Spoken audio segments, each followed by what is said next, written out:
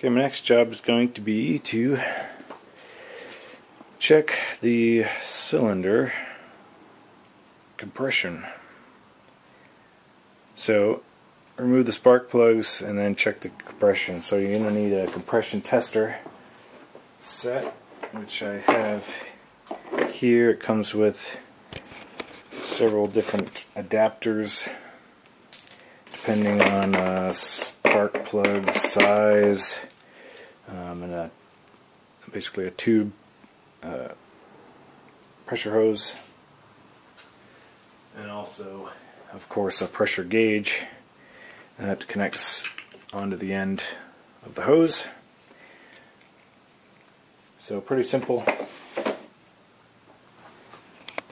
So what I've done here is remove all of the spark plugs from the engine, and I've also disconnected the main spark plug lead coming from the coil, and that way there's no spark going through the distributor or any of the cables that wouldn't be going anywhere anyway, so we don't want to have any spark going anywhere. Another thing I've done is I've disconnected, or I've turned off the fuel pump, because I don't want fuel being pressurized in the system unnecessarily. So I've turned off my fuel pump. Okay, so what I've done here is I got a towel placed, and I'll show you the reason for that in a second. But I'm going to take my tube here and insert it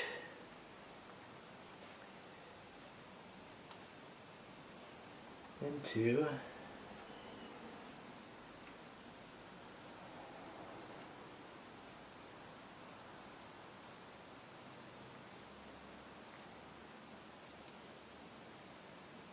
basically you just twist it until it stops.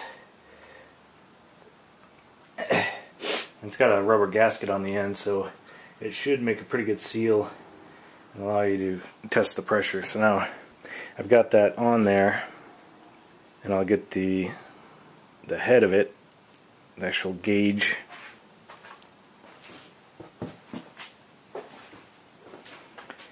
Take the gauge,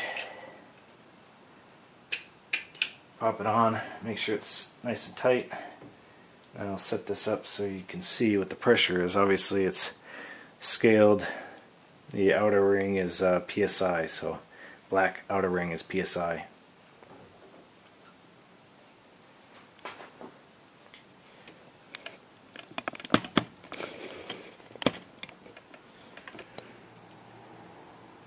Now what you're doing is basically you get inside the car and you crank the engine. Now you want to crank it enough so that the pressure stabilizes. So a rule of thumb is five turns of the engine. So you'll hear the engine try to, or not try to, but turn over, and you can kind of make out five revolutions, and just count to your head, count in your head or something, 1, 2, 3, 4, 5 as it goes along.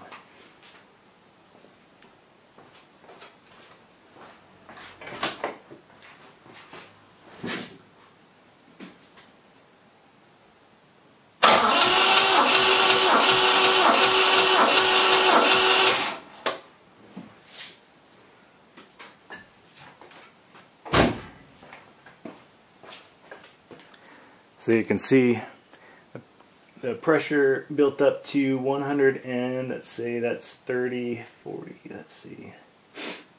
Try to make out the gradation here. That's 125 and 100, so each of those is 5, 10, 15. Yeah, each little tick is 5, so that's 131, we'll say. So 131 psi is number 1. So I'll get myself a piece of paper and I'll write down each of the markings. And I'm going to do this dry and wet. There's two. You can do it dry, which is basically as is with the cylinders, and then you drop a little bit of oil down on the top of the piston, and just to lubricate or coat the top of the piston. Not a lot of oil, just several drops, and then you test the compression again, and then we'll see the difference in the readings. So let me write down 131, and then we'll do it again. Okay, now to do the wet test, I'll just release the pressure here. There's a button on the side of most of these gauges. You just release it. You can take off the gauge and then unscrew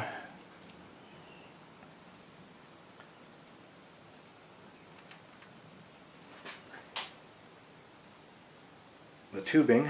Set that aside. Okay, so basically what I got here is a oil pump, and I've grabbed a little bit of the engine oil, and I'm going to stick it down in the cylinder here.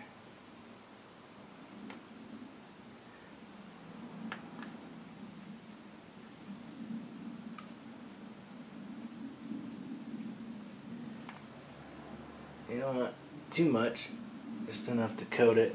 Alright, now reconnect your gauge.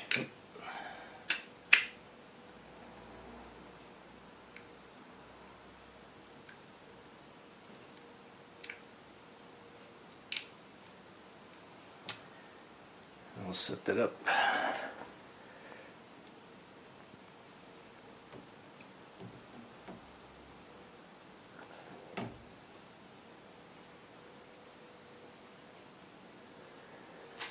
Then we'll crank the engine again.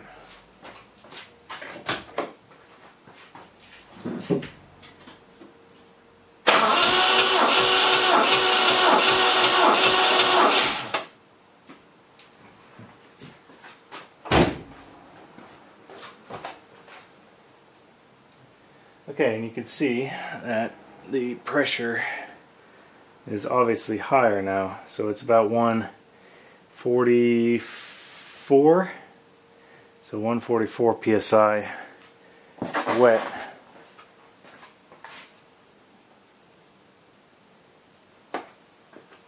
Alright, so now I'll go ahead and just do all the cylinders like that. I won't show you each one individually, and then I'll show you the results afterwards. Alright, so completed the testing on all 6 cylinders, and you can see the data here. So dry on the top, wet on the bottom. Comes out to about 130 is about the average on the dry, plus or minus 5, and on the wet test 150 plus or minus about 4. So those are good numbers.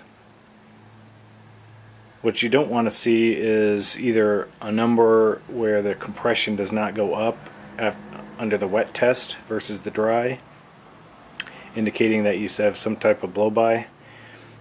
Also, when you remove the spark plugs, if there's a lot of fouling or the spark plugs look wet or they do not look symmetrical, then that's an indication of some type of problem. But all these numbers look good to me. The book has a compression here in the strap manual. It lists a compression pressure of 175 psi. Now you're never going to reach that.